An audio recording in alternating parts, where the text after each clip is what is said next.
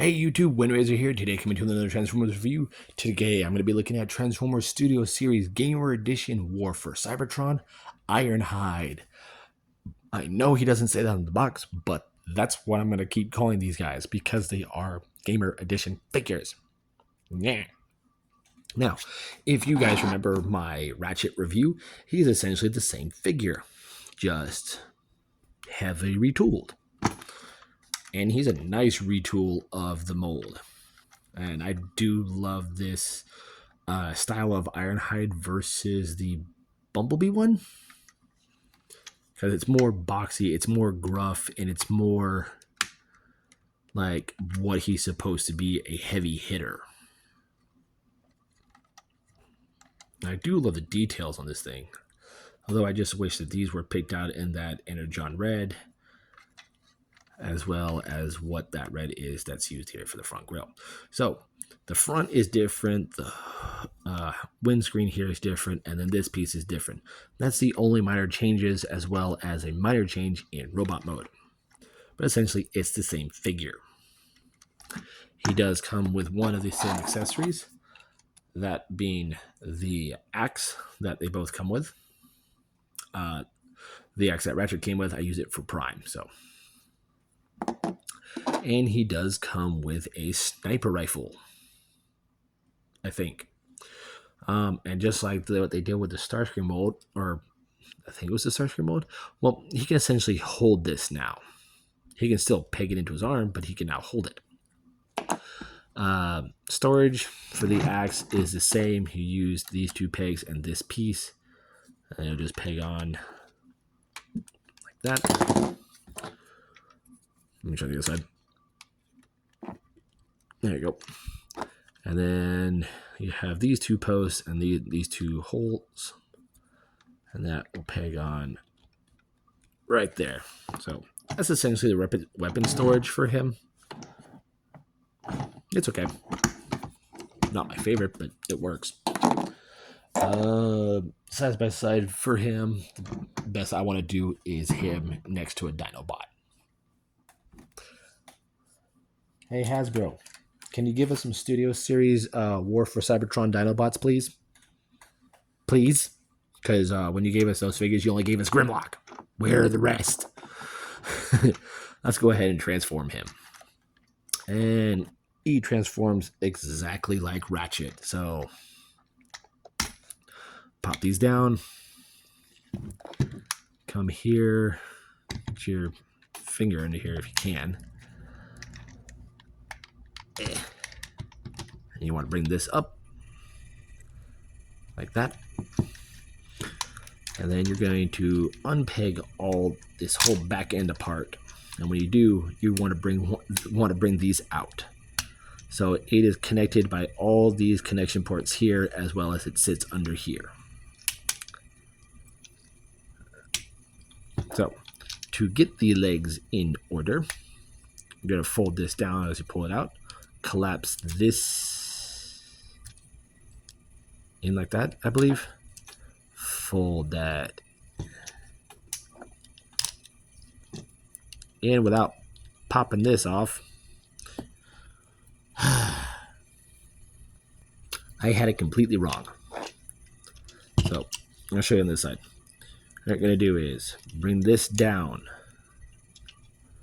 fold this up, bend it on this hinge here.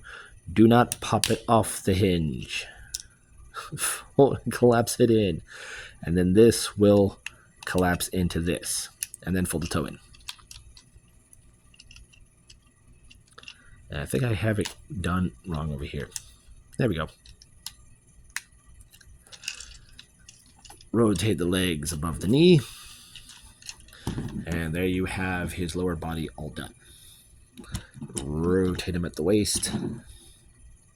And we know we'll work on the upper part. And this is always the fun part. So go ahead and grab this, pop this whole hood assembly forward, and just bring that back like so. Once you do that, you can unpeg the arms from this post here, unpeg them from up here, swing them out, and connect them. So unpeg, unpeg, swing it out, snap into place, swing all of this forward until it collapses in place, collapse that back up. Go ahead, rotate the arms and orient them correctly. Come here to the shoulder pieces, swing them around, and peg them onto just basically rest them over what are his shoulders, because essentially these are his shoulder pads. Collapse these in, and these ports will post in right there behind his back. And there we have Ironhide. Now his red in front of me is a lot darker. On camera, it's coming out very bright. But yeah, here we have Ironhide. Cat hair not included somewhere. But yeah. Nice chest and head sculpt. So the shoulder pads are new. The whole chest assembly is a brand new mold. And the rest of him is all the same, except for what also forms the front of the car. Yeah, very nice head sculpt. Very beautiful. I love the gunmetal gray here. The Autobot symbol is here on his tummy, but it gets lost in all this red, just like it does on the hood of the car. So, posability on him. The head can only look that far both ways. There is some wiggle there, but not a lot. The shoulder pads are in a ball joint and a hinge, so they can maneuver with the shoulder itself, which does a full 360 as well as in and out. Bicep swivel, bend down the elbow, wrist rotation, waist rotation. Legs can kick forward that far, back that far, kick out that far. Thigh rotation just above the knee. 90-degree bend at the knee. Ankles do rock out to the side. And there is a bit of toe articulation. So, very cool. And like I said, the shoulder pads do move with the figure. So, that is very cool. I do apologize. I just realized I did not do... Oh, no, I did do a side-by-side comparison of him in alt mode. Yeah, so we're good. Okay. So, here he is next to the Fallen. Here he is next to my Studio Series Dark of the Moon Megatron. And here he is to my most recent review, Kurama.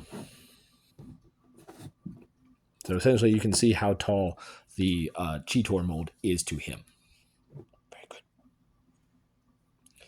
Now he can hold his weapons. The axe is basically you just have to take it. You have to take it apart.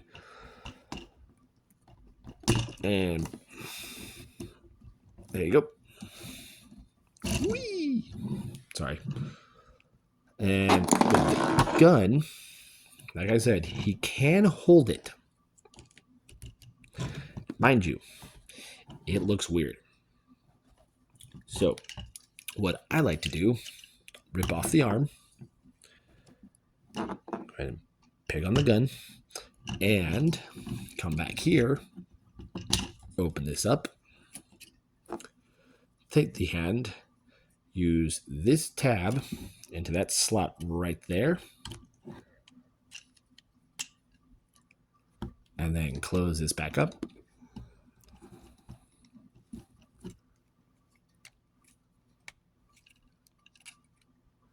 And there we go. And I was like, his hand never came off in the first place.